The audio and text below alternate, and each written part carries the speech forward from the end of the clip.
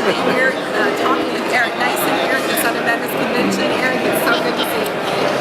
Glad to be here. Glad to be here, Miss President. Oh, it's so good to be in a partnership with you. Manhood Restored. What a new That's been incredible. Tell me what you see God doing in your life.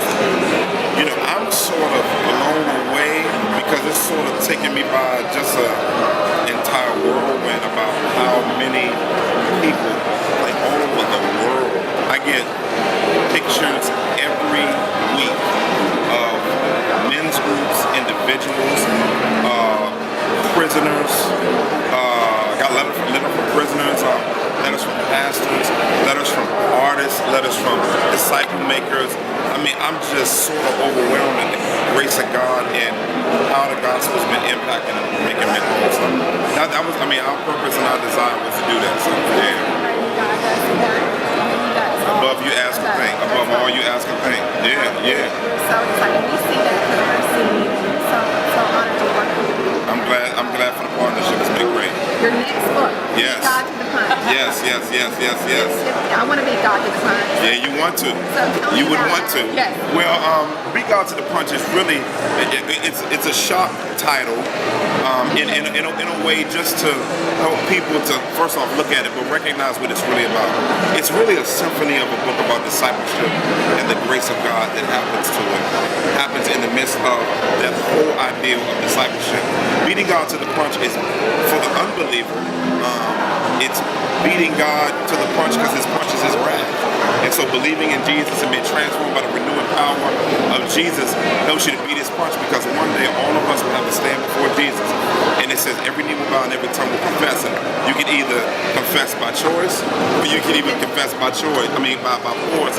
And so be God to the punch is about when you be God to the punch by avoiding his wrath, by submitting to the Lordship of Jesus Christ, by grace alone, through faith alone, through Christ alone, it opens you up to a beautiful world of God's grace as you're apprenticed to him for a lifetime and eternity. So yeah.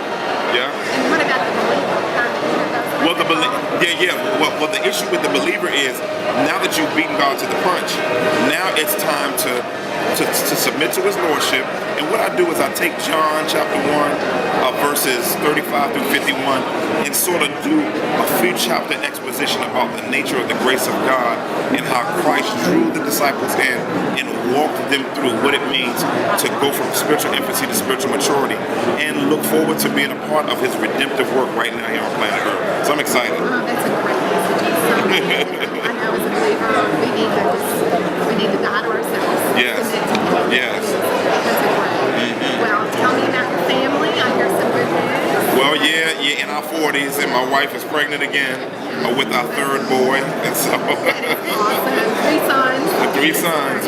So we got some warriors. So we get our arrows, we get our quiver ready, and trying to shoot them out. But we're excited and thankful for God's grace on her. You tell her thank you.